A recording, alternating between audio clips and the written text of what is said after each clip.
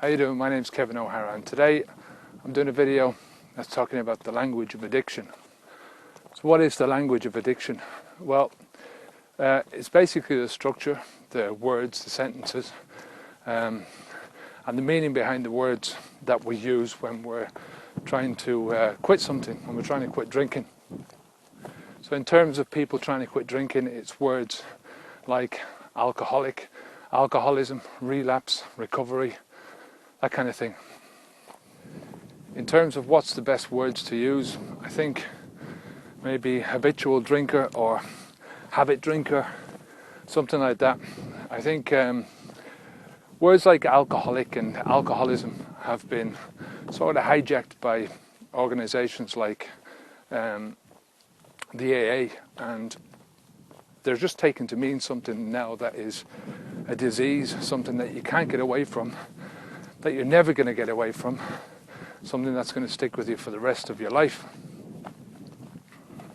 So what I'm suggesting is that by changing the words that we use, by changing the phrases that we use, we're giving ourselves a much better chance of getting free of alcohol.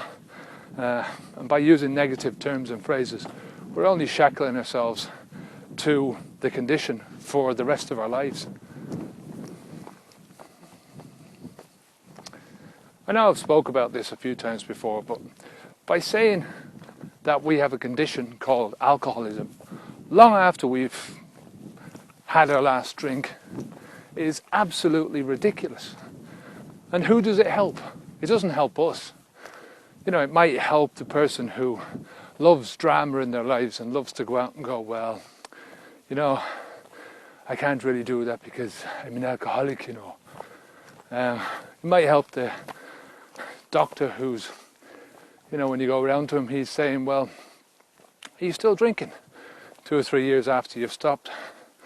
Or it might help the guy who's trying to decide whether to give you a job. And maybe he finds out that you're an alcoholic and decides, well, he won't take into account the fact that you've quit and you've managed to overcome this bad habit. He'll just take into account the word alcoholic and what it means to him. I used to smoke a long time ago, good few years ago now, it's 3-4 years ago, and I wouldn't dream of calling myself a smoker now. The simple reason is I don't smoke. I haven't smoked for a long time. The idea of even smelling cigarette smoke now is bad enough, but the idea of putting one into my mouth and lighting it and smoking away in it, that's just not on the cards at all. And for me, smoking was a bigger, much bigger habit to give up than quitting alcohol ever was. That's just to me. I think the reason why there's so many different words for drinkers is because there's so many people drinking.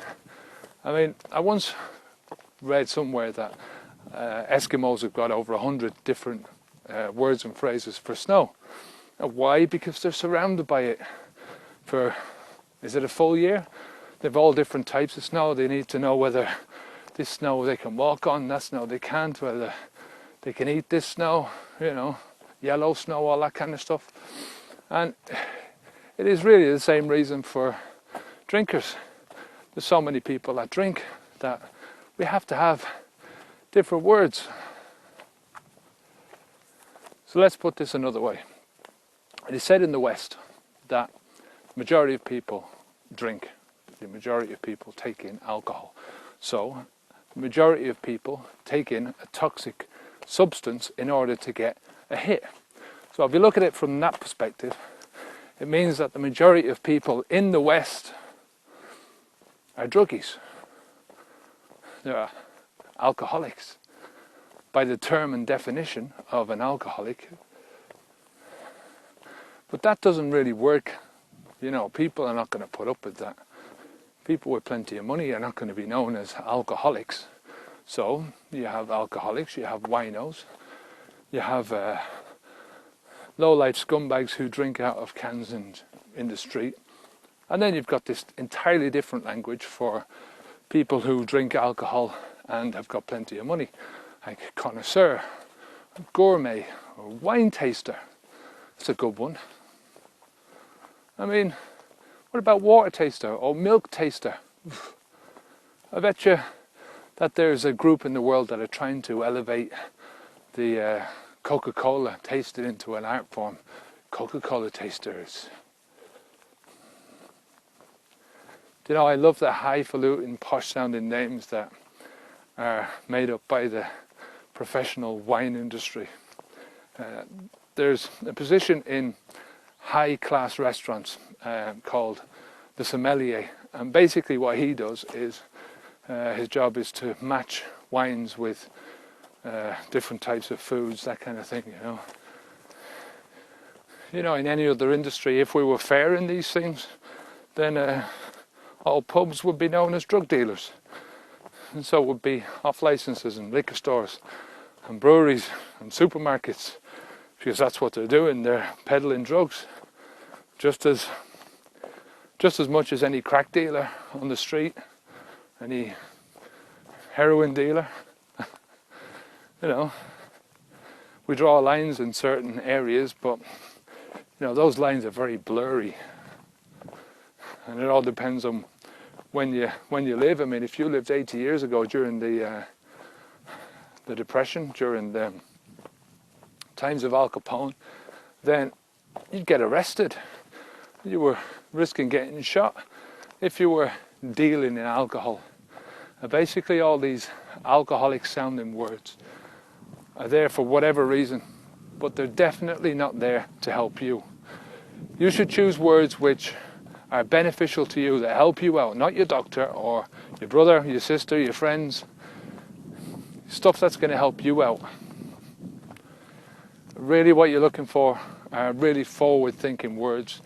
You know, words that are going to energize you, that are going to give you hope for your own future, that are going to bring you into this future, you know. The more you use these positive sounding words, and the more you get rid of all the negative sounding words, the easier your journey into alcohol mastery is going to be. So anyway, I hope you got something out of that video. If you have any questions at all, then leave a comment on the website or down here on YouTube. Until next time, my name's Kevin O'Hara for Alcohol Mastery. Onwards and upwards.